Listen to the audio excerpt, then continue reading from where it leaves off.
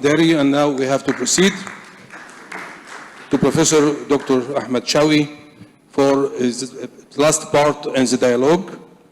Should we wait for an event to prevent atherosclerotic cardiovascular disease?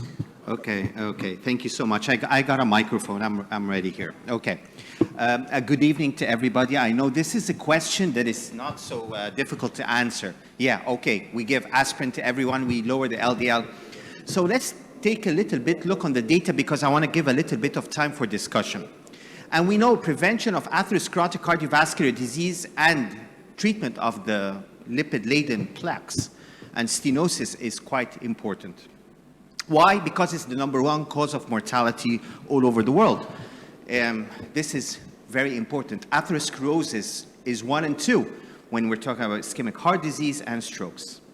Not only that, the incidence of recurrent events is quite high, and we've got this study coming from the United Arab Emirates. Over 8 years, it can be more than 70%.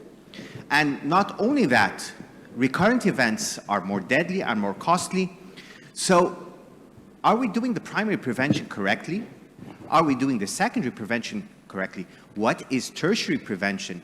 Are we trying to hope for stopping the repeat revascularization, re-events, and stuff like that?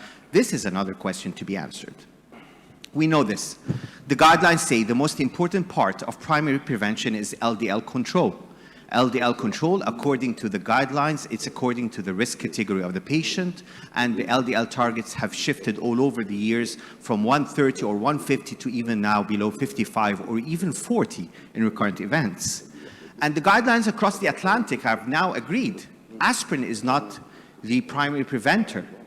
It's always reduction of LDL with statins or others. But the problem is, if we look at data, and the best data we can get is from randomized control data. If you look at the ischemia trial for medical treatment versus PCI, only 60% reach the target LDL below 70, not 55, 70. And if we look at data coming from around the world with the Da Vinci study from Europe, only 18% really reached the 55 target, and from the Sweetheart registry, less than 30% had an LDL with reduction of more than 50% after an ACS. So we're lagging. Our country is no different. We know the data from DICES, CEPHEUS, CardioRisk, and we've got a whole panel of the PIs of these data. And it's a problem with the plaque. We've known since the study of atherosclerosis, it starts with LDL entering the endothelium, causing this plaque. And the plaque has a lot of assessments. We used to think of the assessment of the plaque as just its percent stenosis, its hemodynamic effect, when actually the plaque has a lot of different problems. It's not the hemodynamic effect only, it's the lipid-laden, it's the thin fibrous capillary atheroma, and how this could lead to inflammation. Because if you look at data, most myocardial infarctions actually occur on non-hemodynamically significant plaques. This is, data coming from several studies. You'll find that non-stenotic plaques are the culprits in most. And we've seen just before our session in Pacman AMI how, rapid reduction, quick, significant reduction of LDL reduces plaque regression. So it's looking at the plaque, looking at the lipid core, looking at thin fibrous cap atheroma, not only on the hemodynamics. This is something we should take. And we know that the main composition of this plaque is LDL, because this is another question to ask. Because we've seen with huge LDL reductions, whether in the highest dose of statins, whether with PCSK9 monoclonal antibodies, we might get a 1 to 2% regression of stenosis. And we have targeted so many therapies. We were thinking that ischemic heart disease is a significant stenosis. We treat the significant stenosis, it's gone. It's not. We've got LDL in the plaque. We have to reduce it with statins and PCSK monoclonal antibodies, ezetimibe, inclisiran, so and so. We need some things to really help the inflammation. We've seen the data coming out just right now, colchicine and other medications. We've seen also the residual risk with triglycerides, and actually icosapent ethyl has data to stabilize lipid-laden plaques. So if we look at the data for the major adverse cardiac events, definitely statins led the way in the primary and secondary prevention, and then add-on ezetimibe had an increase in outcomes, and so did the PCSK9 monoclonal antibodies. Of course, we're waiting for inclisiran 26 and 27 for Orion 4 Victorian 2P. And the randomized control trials for lipid-lowering therapy versus inflammatory and even bempedoic acid, still, we do not have a really important comparison to really discuss this. So yes, I agree to the comment just did in the previous lecture. It's not just LDL. We've got residual triglycerides, we've got LPA, first things, and we've got anti-inflammatory. It's a combination of 2, 3, or even 4 problems in the patient that we should really reduce. And we've seen that a reduction in major coronary events is led by statins with a steeper line, maybe because of their pleiotropic effect, question to be asked. So in conclusion, we've seen that the majority of coronary events are due to a plaque rupture, not significant plaques, lipid-laden plaques, thin fibrous capillary atheroma. And we're looking at just intensive lipid-lowering therapy. We've discussed just right now anti-inflammatory. Are we there or not? This is the question. So I tried to give a little bit of time for the discussion because I think the discussion is the best. 3 questions requiring an answer or a discussion. How efficient are we in reducing events? I'm not talking about reducing LDL, reducing events, whether primary or secondary. Is plaque regression an important endpoint for reduction of major adverse cardiac events?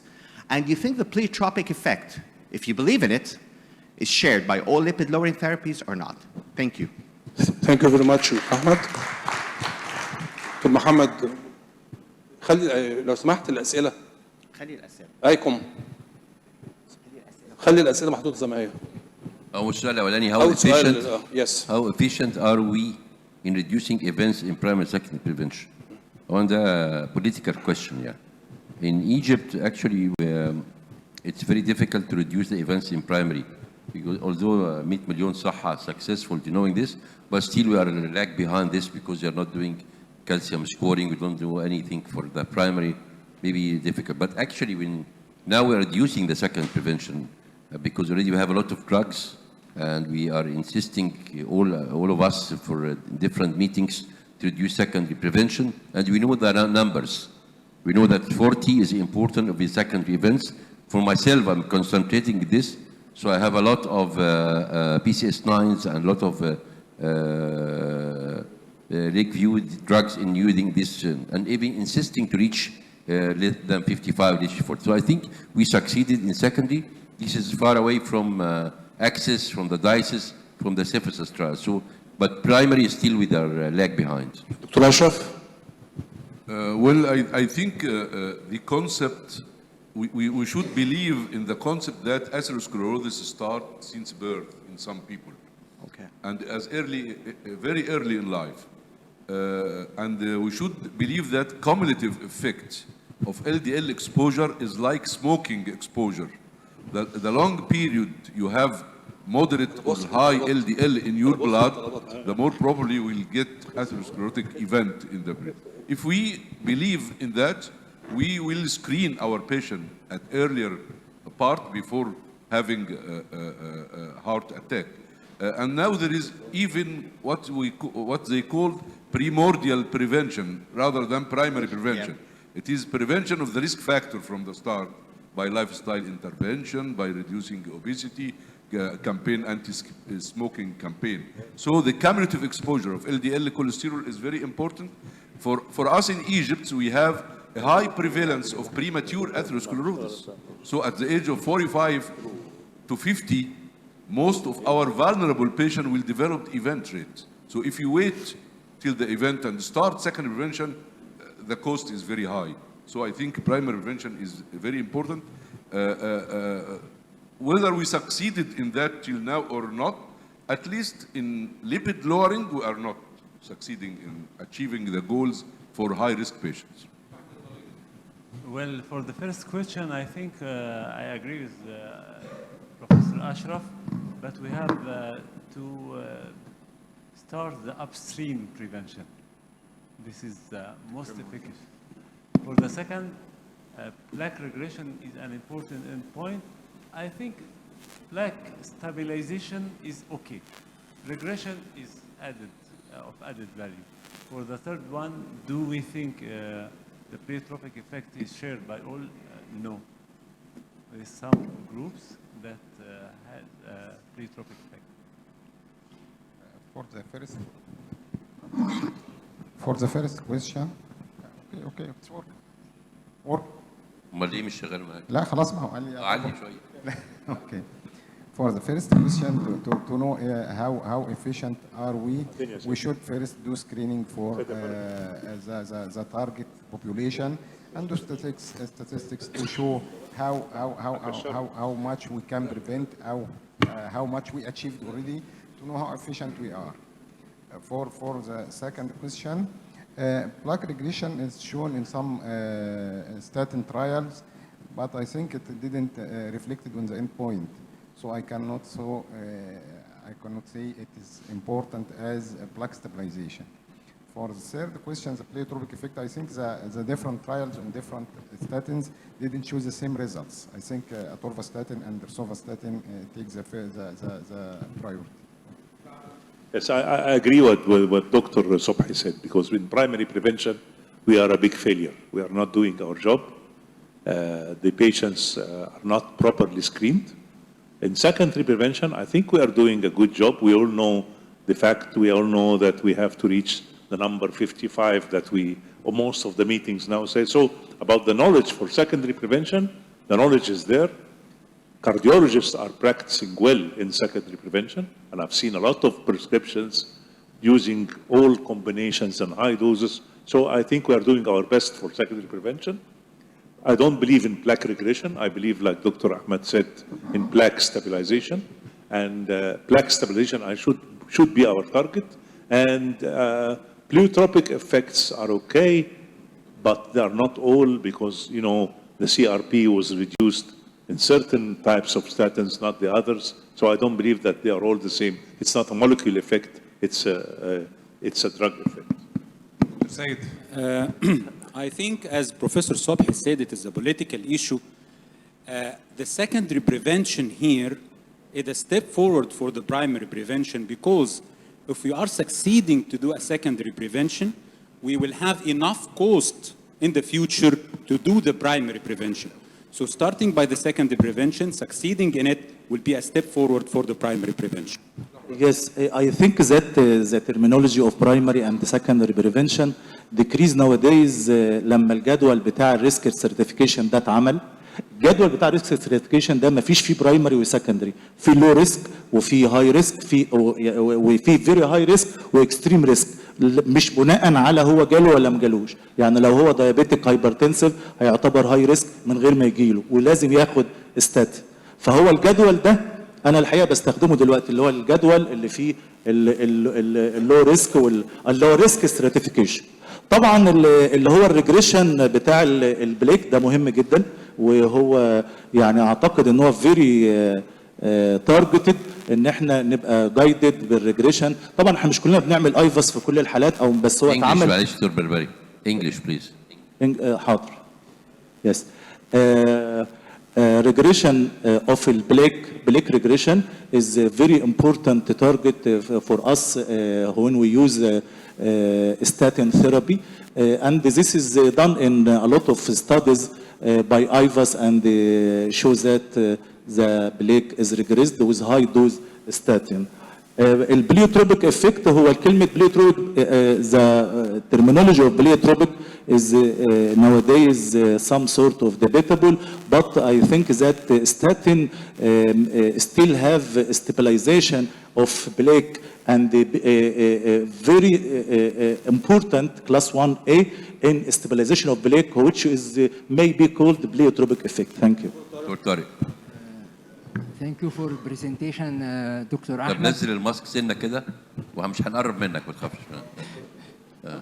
Thank you for presentation. I think the problem with primary prevention, we need awareness and screening for those who are at risk for atherosclerotic cardiovascular disease.